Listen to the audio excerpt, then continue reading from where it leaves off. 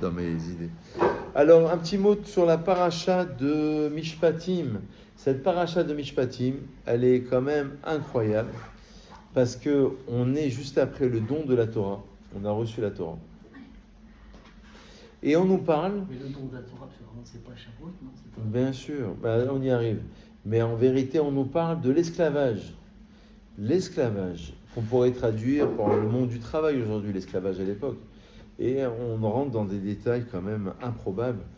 S'il a volé, si la personne a volé, elle n'a pas de quoi rembourser son larcin, elle va devoir travailler chez un maître pendant 6 ans, elle sera libérée à la 7e année. Quelle que soit la gravité du larcin. C'est 6 ans, non? Si elle n'a pas de quoi rembourser, 6 ans. Ah bon, d'office. Exactement. Et donc, on nous parle de ça. On est quand même surpris. On était dans l'élévation, on était dans la transcendance, on était dans des idées, on a reçu la Torah. C'était le cours la semaine dernière d'ailleurs. Et Yered Hachem, Hachem est descendu, il s'est révélé. Et ce peuple s'est élevé, sanctifié. Puis là, comme un cheveu qui tombe dans la soupe, on est un peu étonné par la suite des événements. On voudrait s'attendre à des grandes idées d'élévation, hein, Jonathan? Et là, on nous parle d'esclavage. Alors, on ne sait pas. Et c'est la question qu'il pose dans l'écouter Sichot. Ah, il faut comprendre l'intériorité même des choses. Dafka,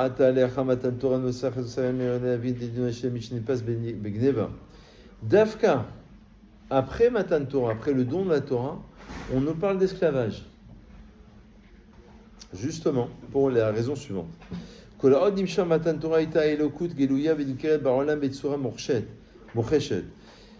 Lorsqu'il y a eu Matan Torah, le don de la Torah, hein, en vérité, tout un peuple a assisté à cela. Ah, j'ai senti l'odeur. J'ai senti une bonne odeur, la kétorette qui est arrivée là. Donc, en vérité, c'est Dafka cette idée-là. C'est quand on était au Matan Torah, au don de la Torah, hein, il y avait, à partir de la semaine dernière, c'était le don de la Torah. Et cette semaine, c'est l'esclavage. Bon, on ne comprend pas le lien. Et on nous dit, quand on a reçu la Torah, on était justement très élevé. On ressentait Dieu. C'est marqué dans le texte de la Torah, hein, dans Vaïtranan, Ata oreta ki Hashem Elohim, tu as su, on t'a montré, littéralement, pour savoir, pour comprendre, que c'est Hachem ton Dieu. Donc tu as vu les événements, tu as assisté. Et donc on ne pouvait pas transgresser la volonté divine. Et si Dieu il est en face de toi. Les premières halachas du code de loi, c'est que tu dois imaginer, ce Barchéchat, tu dois imaginer que Hachem il est là. Si Hachem il est là, si ton père il est là, tu ne vas pas fauter. Ta mère elle est là, tu ne vas pas fauter. Enfin logiquement. Si Dieu il est là, tu ne vas pas fauter logiquement. Alors tu imagines, comme c'est marqué dans Tehilim, Shiviti Hachem Negnetamid. Je fixe constamment Hachem. Première halakha du Shulchan Aruch. Tu te lèves comme un lion, parce qu'on a envie de dormir, surtout en hiver, il fait froid, les tonnerres, les éclairs, la pluie, on est bien sous la couette. Et bien justement, il doit se renforcer, combattre son penchant du mal et aller servir son Créateur. Pas beau ça, Jonathan? 5h08. C'est ça, c'est 5h08 ou 09? 08. Donc en vérité, l'idée est la suivante. C'est que là, il n'y avait pas de questions. Comme on dit, quand tu es à la synagogue, logiquement, tu n'as pas trop de questions. Tu es à la synagogue, tu ne vas pas voler, tuer. La question à se pose, c'est que toute l'énergie que tu vas prendre maintenant, elle va t'accompagner en dehors de la synagogue. À la mutuelle, et à la banque, et au marché, et à la pompe à essence, et il m'a dit, et je lui ai dit, il m'a redit, je lui ai redit. Donc en vérité, pour affronter le monde extérieur, il faut être blindé de l'intérieur. Donc maintenant qu'on a reçu la Torah, hein, et bien justement, il n'y a plus ce guélou, il n'y a plus ce dévoilement. Donc on ne ressent plus vraiment les choses. On n'est plus à la synagogue, on n'est plus dans la prière, on n'est plus dans tout ça. L'homme, il peut arriver à se tromper. Et c'est là où le vol intervient. C'est là où l'homme, il s'écarte. Parce que le mal, en fait, ontologique, à l'origine, c'est quoi? C'est un mal qui apparaît après la faute d'Adam. En fait, avant, il n'y a pas, parce qu'il est dans le Gan Eden. Mais dès qu'il y a séparation du jardin d'Éden, il y a la création du mal possible, potentiel, et l'homme, il peut arriver à l'erreur. S'il est relié, si il est en connexion Wi-Fi, d'accord, connexion Wi-Fi, il ne peut pas... Déjà à cette époque. Eh oui, ils étaient en connexion directe, 10G, nous sommes en 5G. Il y a la 10G en Chine maintenant, ils sont en train de sortir la Non, 10G. non, c'est vrai. Ouais, ça va sortir bientôt. La 10G. Donc imaginez-vous, 10G, ça veut dire que non pas un DJ, Ça va il est en 10G, ça va aller d'accord? très vite. Donc il n'y a pas de question. La question intervient quand on se sépare, je Barchichat, on se sépare du Matan Torah. Donc Hashem Shagana Maoseh Ma'asam Beseter Machachekim et Antigiva Sheish Lo. Un voleur, de quoi on parle? D'un voleur qui doit rembourser son larcin, il doit travailler pendant 6 ans, et ensuite il est libéré la 7e année. Et bien justement, le voleur, il pense qu'il n'y a personne qui le voit, parce qu'il vole. Pas vu, pas pris. Exactement. Et bien l'homme qui va transgresser la volonté de Dieu, c'est ce qu'il imagine que Dieu ne le voit pas. S'il avait la pleine conscience, ça rouage tout dans la Gemara. L'homme, quand il faute, peu importe la faute, en vérité, c'est qu'il a un esprit de folie. C'est-à-dire qu'il a un manque de conscience. D'ailleurs, c'est écrit dans la Gemara, c'est Katan en lo da'at. C'est écrit dans le Kiddushin. L'enfant, moins de 13 ans, il n'a pas de da'at, il n'a pas de connexion, il n'a pas de conscience, il n'a pas de discernement entre le bien et le mal. Il n'a pas encore tous les éléments. À 8 ans, il ne sait pas ça, c'est bien, c'est pas bien. Tu peux avoir 40 ans, avoir aussi ce statut-là. 40 ans, tu peux avoir Katan en bodat, il n'a pas de da'at. Il ne sait pas c'est quoi le bien et le mal, il se trompe. Donc, parce qu'il est déconnecté. Si tu te reconnectes, d'où les 3 prières par jour, une reconnection.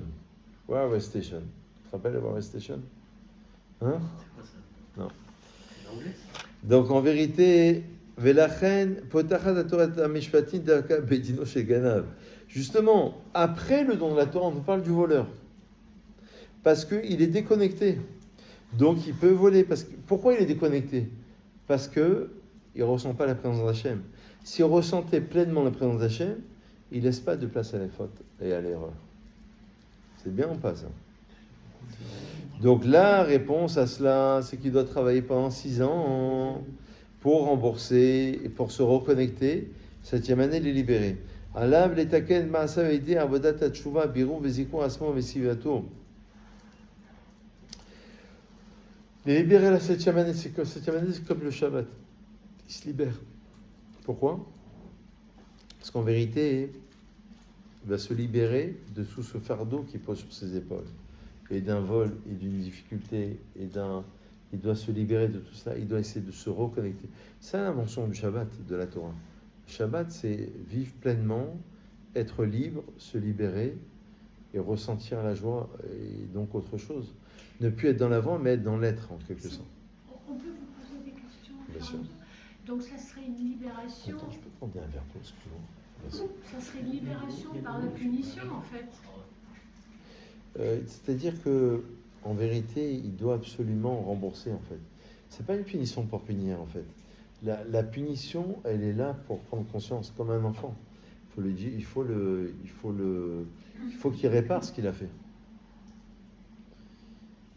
Il faut qu'il répare. Donc punition, réparation Ouais. et libération. Ouais. En fait, le triptyque, normalement, dans la Torah, c'est création, révélation. Création, on a créé un monde.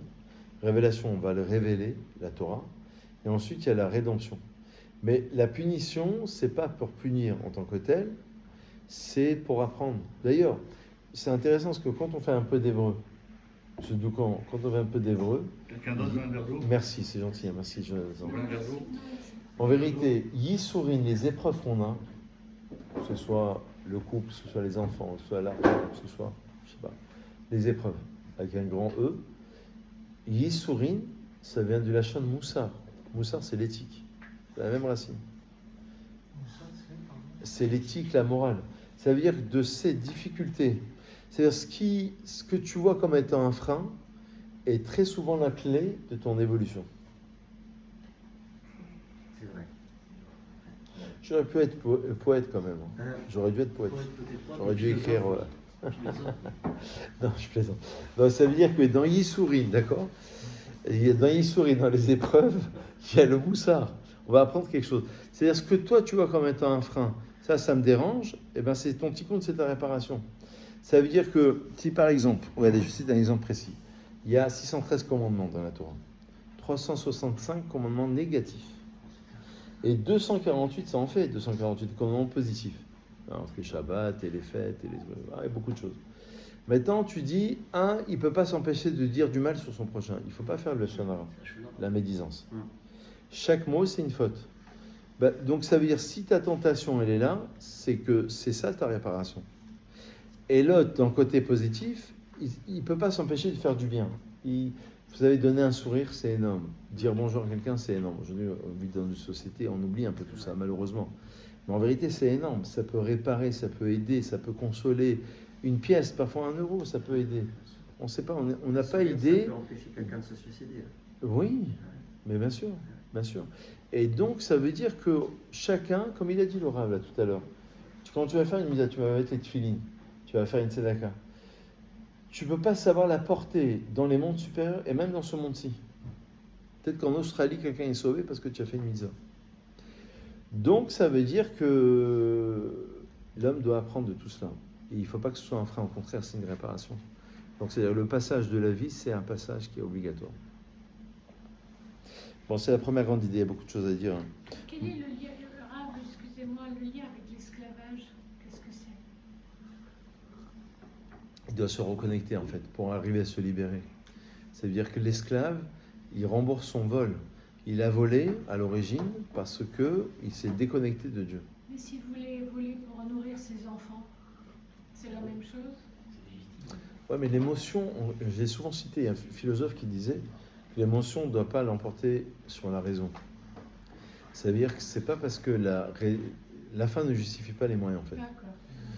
Donc, c'est pas parce qu'il a une bonne cause qu'il peut se permettre. C'est donner du poison à ses enfants. D'accord. Alors, ensuite, là, j'avance un petit peu, hein, mais c'est intéressant tout ça, hein, c'est des bonnes idées. Écoutez bien, il y a beaucoup de... C'est marqué, ensuite, guérir, il guérira. Verapo, irapé. Normalement, il y a un seul, le grand médecin vaincra un grand M, ce qui ne nous empêche pas d'aller voir les médecins et les analyses médicales et les spécialistes. Enfin, il faut faire ce qu'il y a à faire. Mais le grand médecin avec un grand M, c'est Hachem, c'est Dieu. Mais la Gemara, elle dit, le Talmud, l'explication donc de la Torah écrite, elle dit, pourquoi c'est répété 2 fois, une redondance, une répétition, guérir, il guérira, Mikan Shintan Reshut la refait les rapotes. C'est que Dieu, c'est écrit dans Bava Kama, a autorisé aux médecins de pouvoir soigner. Si ce n'était ce verset-là, limite le médecin ne pourrait pas soigner. Donc il y a la part de Dieu, il y a la part de l'homme. C'est toujours une association entre Dieu et l'homme, entre l'homme et Dieu. Il y a la part de Dieu et la part de l'homme. Donc il faut aller voir le médecin. Mais les Acharonim posent la question, Torah Temima, c'est rapporté là-dedans. Et il dit, pourtant c'est marqué dans la Torah qu'il y a une autre mitzvah de restituer un objet perdu. C'est-à-dire, vous avez perdu votre écharpe. Moi, je dis mitzvah, si je sais que c'est la vôtre. Alors, si je ne sais pas, il faut que je vous demande quels sont les signes, que ce soit bien la vôtre. Elle était rouge, verte, rose, déchirée, par déchirée, grande, petite, moyenne. Et je vous la restitue. Ça, c'est une mitzvah de la Torah. Donc, ça s'appelle une mitzvah Hashavat Aveda, restituer l'objet perdu. Ça, c'est les mitzvahs. Je peux dire quelque chose? Bien sûr. Papa, en Algérie, il avait 10 ans. Et dans la rue, il avait trouvé un portefeuille et plein de billets dedans. Et ce qu'il a fait, il l'a pris et il l'a amené au commissariat de police. Bravo. Il n'avait que 10 ans. Ah ben oui. Et sa Bonne maman, signe. elle a reçu une lettre de commissariat de police, vous êtes convoqué. Alors elle prend son fils, elle dit, mais qu'est-ce que tu as fait? Qu'est-ce que tu as fait? Pourquoi tu es convoqué? Moi, il va avec son chapeau, très distingué, il va au commissariat. Et la police, elle reçoit la maman et il lui dit, madame, félicitations, vous avez bien éduqué votre fils. Vous savez que j'ai la même histoire avec mon père. Mon père avait restitué un portefeuille quand il était jeune, il y a longtemps. Et il n'est pas parti à la police. Comme il y avait l'adresse, il est parti restituer à la dame. Il est parti donc chez elle, il passait en voiture, il s'est dit, c'est dans 2 rues à côté, il est parti. Et la dame lui a fait le reproche, lui a dit, mais monsieur, il y avait plus de billets dans le portefeuille quand même. Ah, mon père lui a dit, écoutez, si j'étais malhonnête, je ne serais jamais revenu chez vous quand même. C'est quand même un site d'honnêteté. Il avait été vexé par la femme qui avait fait cette réflexion. Et ce qui est encore super fait. Ah, s'il n'y a pas de nom, Voilà, au commissariat, parce tu, que c'est tu sur- bénis Hachem. Tu fais une bracha pour Hachem s'il n'y a pas de nom. Et je peux juste une dernière petite Tu dis merci Hachem. Quel cadeau magnifique, quel cadeau, merci. Mon papa, il était marin, il a fait 8 ans de marine. Attendez, juste je reviens au cours, parce que après on va reprendre le marin. Oui. Alors écoutez, donc il y a une mitzvah de Hashavat Aveda, de restituer l'objet perdu. D'accord? Il faut ramener un objet que tu as perdu. Mais on va aller plus loin. Si déjà, je dois lui ramener son écharpe, ou sa chaussure, son morceau de pain. Si l'homme, donc c'est une mitzvah de la Torah, si l'homme se perd dans la vie, et il perd ses repères, comme on a dit Katan El Bodarat, un enfant, il ne sait pas le bien, le mal. Donc, parfois, il a 50 ans, il ne sait pas. Il ne sait pas, ça c'est bien, c'est pas bien, la médisance, le mensonge. Bon, il faut lui rapprendre. Donc, il faut lui ramener son âme. Si déjà, son objet, il coûte 2 euros, tu as une mise à de lui ramener ces 2 euros, alors, forte raison, si son âme, il se perd dans la vie. Mais la Gemara dit encore autre chose. Elle dit que chez Chova la Ropé, les rapé et tacholé. Que le Rofé, le médecin, a une mitzvah de soigner le malade. Pourquoi? Parce que c'est comme une mitzvah de ramener son corps. Il y a une mitzvah de ramener son âme, et c'est comme si qu'il lui restituait son corps. Les schémas, c'est Kukimano, il faut les psaumes chez les médos et chez les adorés. Alors pourquoi on a besoin de 2 versets? Vous savez, dans la Torah, tout est calculé, tout est précis. Une lettre, c'est écrit dans la Torah, c'est qu'on peut apprendre énormément. Parfois, j'allais dire une virgule, pas de virgule dans la Torah, mais c'est-à-dire de chaque petite lettre, il y a un enseignement. Ce sont des perles d'or, en quelque sorte. Et donc pourquoi avoir besoin de 2 versets qui nous enseignent exactement la même chose? Alors, l'obligation du médecin découle de soigner, de ramener le corps de la personne, au sens figuré bien sûr, découle de la mitzvah de Ve'ashevoto lo, tu lui restitueras son objet ou son corps.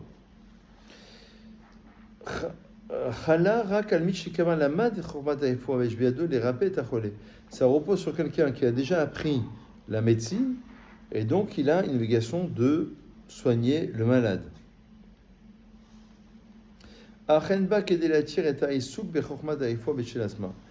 Donc, en vérité, ce deuxième verset de Verapo Irapé, qu'on a dit guérir, il guérira, de là on apprend la misade de guérir un malade, en vérité, c'est que il a une mitzvah d'étudier la médecine. C'est-à-dire, il y a deux choses. Il y a celui qui ne sait pas, donc il va apprendre, c'est un verset, Verapo Irapé, et celui qui sait déjà, et qui doit, par ses connaissances, apprendre ou enseigner. Donc il y a deux niveaux. Qu'est-ce qu'on apprend de ça? On apprend justement la misade de s'occuper de son prochain. Ça veut dire de lui restituer son corps, de lui restituer ses objets, et de lui restituer son âme. Ça veut dire quelque part d'avoir une part de responsabilité. On sait bien dans le Talmud que Kol Israël Arevim Zelazé, nous sommes tous garants les uns des autres.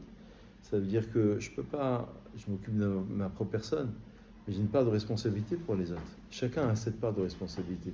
Si tu sais que tu dois faire, alors pour tes enfants bien sûr, pour ta femme, ton frère, mais si tu sais que ton voisin il sait pas qu'il y a Purim, Purim c'est dans 3 semaines par exemple, eh ben, il faut l'aider. Il faut lui dire. Et chacun à son niveau. Lui dire demain c'est Shabbat, aujourd'hui il y a les Tfilines, et dans 3 semaines c'est Purim. Dans 1 mois et demi, c'est Pessah. Ah, c'est quoi Pessah? Il faut étudier Pessah, il faut étudier Purim. Il faut lui restituer son âme, son objet, et aussi, bien sûr, ce qu'il est. Allez, un petit enseignement. Regardez, encore quelques petites minutes. Dans cette paracha, il y a énormément de lois. Ce sont les lois sociales. Autant la semaine dernière, je vous l'ai dit tout à l'heure, c'est l'élévation, c'est la transcendance. Là, ce sont les lois techniques. Si un homme il a blessé son prochain, si le taureau de mon ami, de mon voisin, il a encorné et il a blessé et il a endommagé, combien je dois lui rembourser? Des lois vraiment, les lois sociales entre l'homme et son prochain. Alors, vraiment, c'est vraiment du terre à terre. Alors, je vous cite un exemple parmi toutes ces lois, qui sont un peu moins terre à terre. Par exemple, Kol Almana Veyatom Lo Teranun. Vous ne pouvez pas dans la Torah, c'est écrit opprimer une veuve ou un orphelin.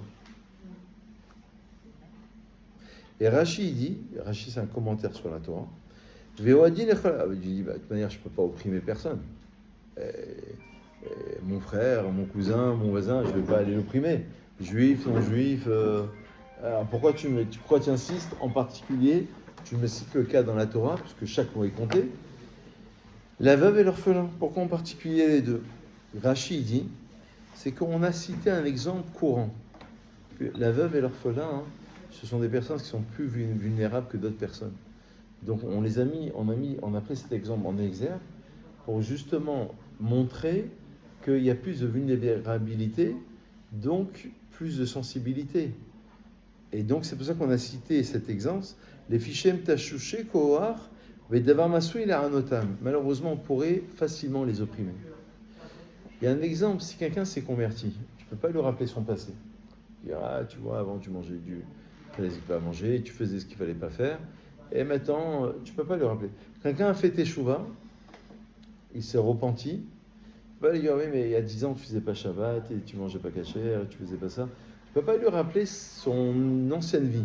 C'est quelqu'un de nouveau maintenant, il s'est converti, c'est quelqu'un de nouveau, et il a fait teshuva, c'est quelqu'un de nouveau. Donc il a changé. Donc il y a des personnes qui sont plus vulnérables que d'autres. C'est pour ça qu'on a cité la veuve et l'orphelin. Mais qu'est-ce qu'on apprend par là? Regardez. Ce qui est intéressant, c'est qu'en vérité, on te montre dans cette paracha combien l'homme, il doit respecter l'autre. S'il a créé des dommages, s'il lui a fait, s'il a mal parlé, s'il a mal agi, et s'il a carrément opprimé. C'est comme un code civil ou un code pénal. Exactement. Exactement. Pas que, mais aussi. Pas que, mais aussi. Comme on a un bébé, il faut s'occuper de lui. On a un bébé, il faut s'occuper de lui. Exactement. Et qu'est-ce qui prime? Le code là en question ou celui du pays dans lequel on vit? Ah, on respecte toujours la loi du pays. Toujours. Même si elle est en désaccord avec ce que disent les textes. Logiquement, il faut toujours trouver un compromis entre les deux. Entre la loi du pays et la loi talmudique ou rabbinique. Toujours trouver un accord. Mais il faut respecter la loi du pays, bien sûr. Bien sûr. Après, il y a pas vraiment de contradiction, parce que, en fait, la Torah est composée de deux, le rapport à l'homme et le rapport à Dieu. Donc, ça se complète, en fait. Il faut absolument que ça se complète. Je ne vais pas mettre une chaise Ça devant peut la se porte, parce que je contredire pense que aussi, je parle hein. fort. Et, Ça peut se contredire. Je n'ai pas Ça- d'exemple. J'ai pas d'exemple non plus. Moi non plus, mais Dans ça- le quotidien, il faudrait trouver un exemple, mais dans le quotidien, pas forcément. Manger kasher, on peut faire Shabbat. Grâce à Dieu, dans les pays dans lesquels nous habitons, il n'y a pas de contre-indication. Ça fait rare, mais il n'y a pas de... Donc vous venez de le dire. Ça dépend du pays.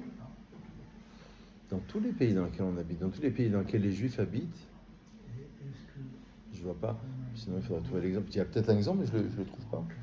Il n'y a pas de pays où on ne peut pas appliquer la loi juive. Peut-être. Peut-être. Certains pays musulmans, il n'y a pas de Juifs. Oui, peut-être au Maroc. Mais il n'y a pas d'exemple. Enfin, je sais pas, je ne me suis pas vraiment posé la question. Peut-être si vous trouvez, avec plaisir, vous me direz. Vous trouverez un exemple. Alors, maintenant, regardez juste pour terminer. Qui tire Hamor Sonacha. On a fait ça ce matin, Jonathan. Lorsque tu verras l'âne de ton ennemi crouler sous sa charge, ne te détourne pas de ne pas l'aider. Au contraire, aider, tu devras l'aider. Ça veut dire qu'il y a plusieurs choses, plusieurs éléments. Premier élément, c'est de ne pas faire souffrir un animal. Donc ça, on ne peut pas nous faire le reproche, parce que ça, c'est vraiment dans la Torah. J'ai fait une vidéo d'ailleurs sur YouTube. Moi, je suis sur YouTube, je mets les vidéos. Vous la reverrez, mais il y a au moins un an ou deux, il faudrait peut-être voir un petit peu en arrière. Je ne sais plus comment je l'avais intitulé, sur le rapport à l'animalité. Pas faire souffrir un animal, il faut voir la vidéo. J'apporte beaucoup d'arguments pour vraiment, on ne peut pas nous reprocher ça. Et au contraire, c'est un exemple, mais il y a beaucoup d'exemples. Un âne qui croule sous sa charge, tu peux dire, c'est un âne. Non, tu dois aller aider et c'est une créature d'Hachem, bien sûr. Et l'abattage rituel? Allez voir le cours. J'ai fait tout un cours, au moins une demi-heure ou trois quarts d'heure. Parce que là on part sur. Non, mais on parle de la souffrance Non, mais là, animale. ouais, mais là il faut 1 heure de cours. Et sur Sinon, je vais mal répondre à la question. Sur YouTube, je ne sais plus comment j'avais institué. Peut-être la souffrance animale ou l'abattage rituel ou quelque chose comme ça. J'ai fait tout un cours dessus où j'ai essayé de démontrer au fur et à mesure. Mais là, il faut faire vraiment 1 heure de. Parce que sinon, on va mal répondre à la question. C'est trop grands sujets. C'est difficile de répondre pendant 3 minutes. En tous les cas, ici, l'idée, elle est différente. Si tu vois l'âne de ton ennemi crouler sous sa charge, tu dois aller l'aider. Alors, là, on explique comme ça, dans le sens figuré. Le Baal Shem Tov, c'est une très très belle explication. Il dit, l'âne de ton ennemi, ça fait allusion au corps. Parce que l'âne, en hébreu, on fait un peu d'hébreu, Chamor, c'est l'âne, Chomer, c'est la matière. Donc, on sait que les versets de la Torah, tu peux les lire de plusieurs manières possibles. Première lecture, c'est celle qu'on vient de donner. Il faut aider l'âne à se relever. Il écroule sous sa charge. Non, en vérité, quelqu'un, Chamor, c'est Chomer, qui croule sous sa charge du travail, ou de l'argent, ou alors des soucis, et il n'arrive pas à s'en sortir. Donc le Baal Shem Tov, il dit, le Chamor, c'est le Chomer, c'est la matière, la matérialité. Il croule sous sa vie. Qu'est-ce que ça veut Le dire travail, l'argent. Si on voit notre ennemi qui a des problèmes, eh ben, on se doit d'aller. Oui, Notre ami, c'est notre ennemi. bien sûr. Et notre ennemi, s'il voit qu'on a des problèmes, est-ce qu'il Non, va nous mais aider Jonathan, c'est ce qu'on a dit ce matin. Jonathan. Oui, mais son âme, comment on dit, c'est la matérialité. Ouais. Mais Jonathan, ce qu'on a dit ce matin, ça veut dire que ton ennemi, limite, il passe avant ton ami. D'abord, on ne devrait pas avoir d'ennemi théoriquement, parce que tu aimeras ton prochain comme toi-même. Mais bon, il y a des fois des différents, des trucs. Parce qu'il y a le oyev et il y a le sonné. Mais là aussi, je ne peux pas en parler, il faut faire tout un cours dessus. Le oyev et le sonné, ce sont deux termes qui déterminent l'ennemi. Un renvoie à Esav et l'autre à Ishmaël. Mais on en reparlera si Dieu veut. En tous les cas, l'idée, c'est de dire que puisque tu l'apprécies moins que ton ami, eh ben, tu vas aller encore plus l'aider. Pourquoi tu vas aller plus l'aider? Parce qu'en vérité, tu as plus de mérite, puisque tu dois devoir travailler ta relation à l'autre. Donc ta relation à l'autre avec lui, elle est plus difficile qu'avec l'autre. Peut-être qu'avec lui, tu as plus de mitzvah. Si on va aider notre ennemi. Comme ça, il va nous embêter encore plus. Alors écoutez, le Baal Shem Tov, il le comprend dans le sens figuré. L'âne de ton ennemi, ça fait allusion en vérité au corps. Et justement, tu dois essayer de le relever. Alors, lui, Baal Shem Tov, c'est très chassidique. Hein. Vous savez qu'il y a 2 écoles au XVIIIe siècle, 2 grandes écoles. Il y a le chassidisme, qui était opposé, dans la conception du judaïsme, à l'école lituanienne. Je caricature un peu pour comprendre rapidement. Là aussi, chaque point qu'on développe ce soir, c'est 1 heure de cours. Grosso modo, le chassidisme, il faut relire l'école du chassidisme, c'est les danses, c'est la Torah dans la joie, c'est la Torah, c'est le ressenti. Le chassidisme, c'est ça, la simcha, la joie, le ressenti. Et lituanienne, c'est vraiment l'étude. Non pas qu'il n'y a pas de joie, il n'y a pas de truc, mais l'essentiel, c'est de jeûner, par exemple, et d'étudier, et d'être dans la retenue, d'être dans deux conceptions orthodoxes, hein, bien sûr, mais du judaïsme qui sont carrément, pas à l'opposé, mais en tout cas 2 thèses différentes. Alors le Baal Shem Tov, il dit, il ne faut pas, puisque c'est l'école du chassidisme, de la joie, des danses, et du ressenti, et de la prière, l'étude aussi, mais qu'est-ce qui passe avant quoi? Est-ce que c'est l'étude qui passe avant la prière? Est-ce que la prière qui passe avant l'étude? Pour l'école du chassidisme, c'est d'abord la prière, le ressenti, la joie, ça passe avant tout. Et le côté intellectuel, c'est après. Et pour l'école lituanienne, non. C'est le côté intellectuel qui va t'amener à ressentir les choses. Qu'est-ce qui amène à quoi? Moi, je dirais, pour réconcilier, parce qu'on est loin du XVIIIe siècle, ces 2 écoles qui existent encore aujourd'hui, c'est que ça dépend des êtres humains. Pour certains qui sont dans l'intellect, ils ont besoin de la réflexion. La Torah, d'une manière générale, c'est faire et après comprendre. Ça, c'est de manière générale. Il y a des gens qui ont peur du ressenti, parce que c'est pas stable, ils ne savent pas comment s'orienter. C'est ceux qui ressentent, c'est juste... Et ça veut dire que, moi je pense que ça dépend des êtres humains. Les êtres humains qui sont plus intello, donc ils ont besoin de comprendre. Alors il faut faire dans tous les cas de figure, et cette compréhension, on va les amener avoir un accusé-réception et à ressentir. Il y a d'autres êtres humains qui, non, ils n'ont pas besoin de tout ça. C'est-à-dire qu'ils vont mettre les tefilines, et c'est très chavat d'ailleurs. Tu mets les tefilines, et après il y a une lumière qui vient. Tu allumes l'interrupteur, et tu vois la pièce, tu vois, ouais, c'est bleu, là, il y a une table, je ne voyais rien. Donc tu allumes, d'accord? Donc ça dépend des êtres humains, ça dépend du ressenti. Donc lui, il dit, bah, il ne faut pas casser le corps, briser le corps par des jours de jeûne, par de la contrition, par de la retenue. Et au contraire, il faut purifier, il faut amener ce corps, il faut le transcender. Et le Admon Zaken, il dit qu'il y a deux cas où on peut jeûner. Il y a 6 jours de jeûne dans l'année, on sait, dans le judaïsme. Il y a 2 cas où on peut jeûner. S'il le fait par tchouva, par repentir, parce que pour se séparer du monde de la matière, il a besoin de le ressentir. Ou alors pour purifier son âme. Il a besoin de ressentir ça pour purifier son âme. Et justement, dans cette idée de la symbolique du texte, puisqu'on comprend qu'il y a plusieurs manières de lire le texte, c'est quelqu'un qui aurait fauté par des fautes à tel point que son corps est tombé dans la klipa, ça veut dire dans les forces impures, il a le droit de jeûner. Et donc, quelque part, ça veut dire qu'il faut aider ce corps à se réparer et à le rédimer en quelque sorte. Pas limité dans le nombre de jeûnes qu'on peut faire dans une année. Alors, à l'époque, ils jeûnaient beaucoup. Aujourd'hui, on dit qu'on n'est plus à l'ère des jeûnes, vraiment. Il y a des jeûnes ça dépend des écoles. Mais en vérité, on peut donner la tzedaka. Si on estime qu'un repas, ça vaut 15 €, je dis n'importe quoi, je donne 15 € la tzedaka, c'est comme si j'avais jeûné. Il y en a qui disent, j'avais lu ça au nom d'un kabbaliste, qui disait que le début d'un jeûne, c'est déjà manger moins. C'est-à-dire que tu vas manger, je dis n'importe quoi, 100 grammes de protéines, tu laisses 10 grammes. C'est déjà le début de quelque chose. Il y en a qui font des demi-jeûnes, par exemple, ils ne vont pas manger le matin jusqu'à... C'est pas les jeûnes intermittents comme aujourd'hui, là, 16h. Jusqu'à Khatsot, jusqu'au milieu de la journée, 13h, 13h30, ça dépend de l'été et l'hiver. Et c'est déjà une compensation. Il y en a qui vont donner la tzedaka. Mais en vérité, on n'est plus dans ce derrière-là. Quelqu'un qui a fauté aujourd'hui, il étudie. Il fait les télim. Il va au mikvé. Il fait la tzedaka. C'est énorme. Baruch Adonai, il est en l'âme, amen, amen, chazak, ou Baruch Hashem nous aide. Je m'excuse.